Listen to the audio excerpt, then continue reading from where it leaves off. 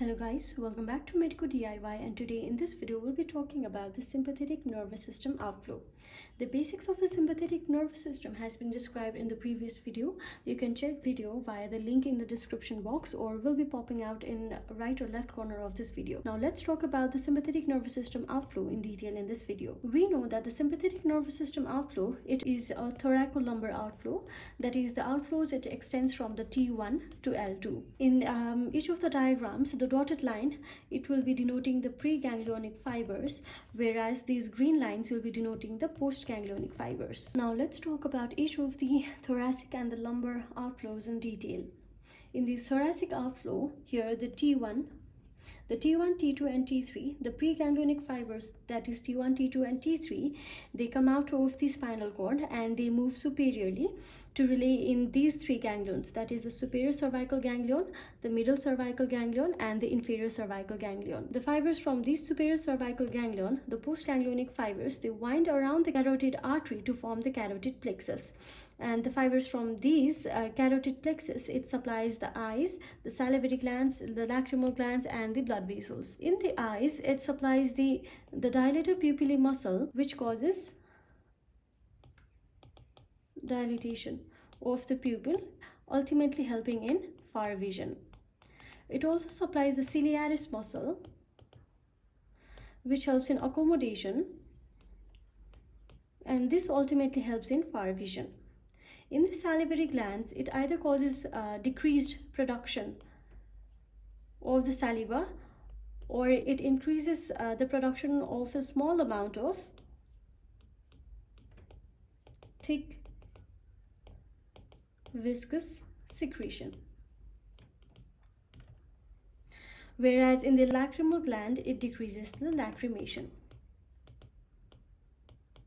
These fibers, they also supplies the blood vessels. The blood vessels constricts, which ultimately increases the blood pressure.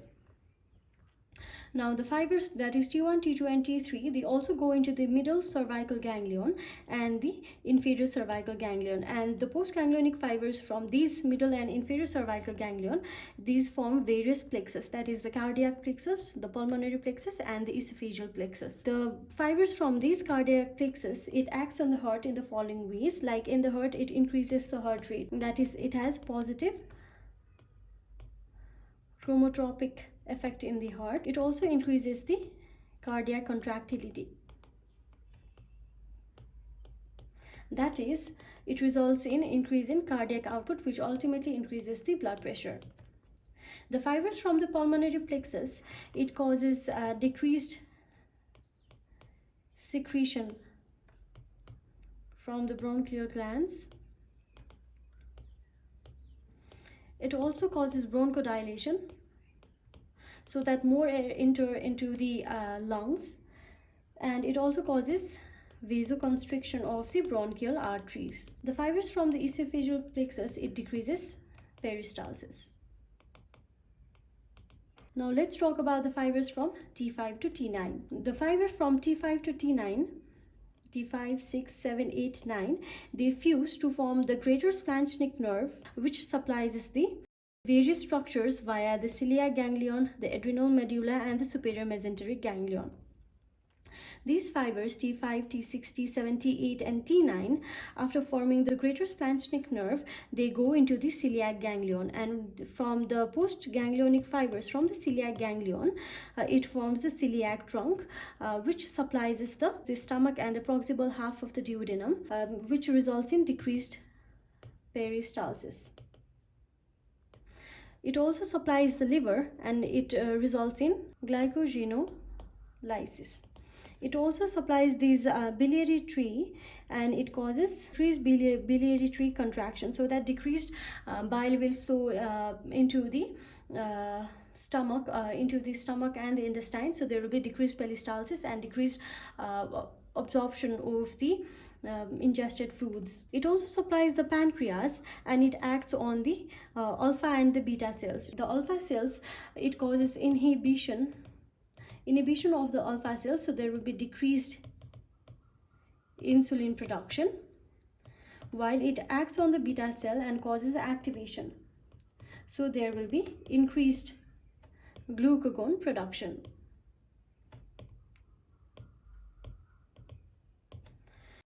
It is also said that it also acts on the spleen and it causes splenic capsule contraction. Now you guys might have noticed that in each of these following above figures, the preganglionic fibers has always relied in some kind of ganglion, which can either be the superior cervical ganglion, the middle cervical ganglion, the inferior cervical ganglion, the chain ganglion, and so. But in the adrenal medulla, the preganglionic fibers from the T5, T6, T7, T8 and T9, they directly go into the adrenal medulla without going into any kind of the ganglion. And here in the adrenal medulla, it enhances the secretion of the norepinephrine and the epinephrine. This type of direct supply is called as the intramural ganglion.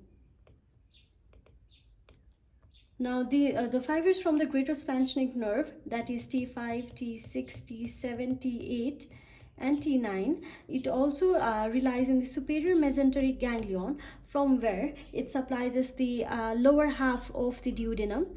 This lower half of the duodenum, the jejunum, the ileum, the appendix, the colon, the ascending colon, and the transverse colon up to 2/3 of the transverse colon. And here it causes decreased peristalsis, decreased secretion, and decreased absorption, as more blood will be shifted to the vital organs for the fight, flight and fright response. Now the fibers from the T10 and the T11, that is the preganglionic fibers, they fuse to form the lesser splanchnic nerve. These fibers from the lesser splanchnic nerve, they rely in the aorticorenal ganglion. And the postganglionic fibers from the aorticorenal ganglion, it supplies us the kidney and the ureter, where it causes a decreased urine production, and it also acts on the juxtaglomerular cells, which increases the renin production. Now there is another called as the least splanchnic nerve, which arises from the T12, and this preganglionic fiber, that is the least splanchnic nerve, it enters into the diffuse ganglion cells, which also supplies the kidney and the ureter, causing the decreased urine production, increased renin production, and it also causes decreased peristalsis of ureter, so that decreased amount of urine may be formed, since there will be no time for the urination at the time of the fight, flight and fright response. Now there is another known as the lumbar splanchnic nerve. This lumbar splanchnic nerve, the fibers, they arise from L1, L2 and L3. Mostly these fibers arise from the L1 and L2. Sometimes it also arises from the L3. These fibers, they form this lumbar splanchnic nerve, and the preganglionic fibers, they rely in the inferior mesenteric ganglion.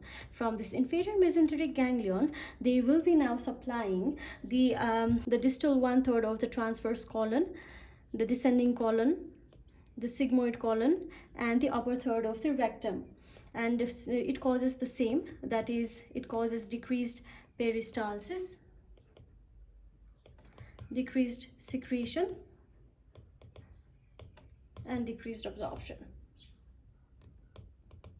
There is also another fibers which arises from T12 to L1 or sometimes up to L4.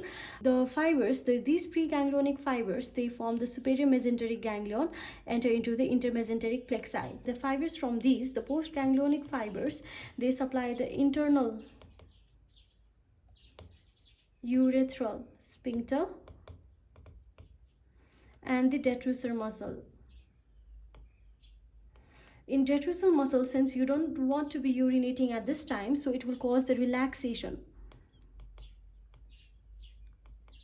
of the detrusor muscle, so that more urine will be retained in the bladder, and the internal urethral sphincter, it will cause the contraction of the internal urethral sphincter, so that urination will not be done at that time, whereas the external urethral sphincter will be supplied by the somatic nerves.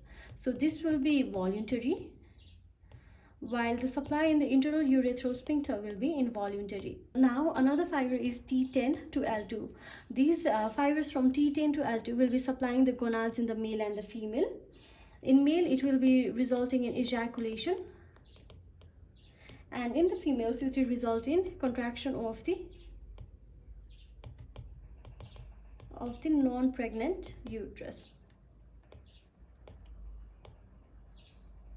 I hope this video helped you to some extent to understand about the sympathetic nervous system outflow. Thank you for tuning in as always, and we'll be back with some more videos. Thank you guys.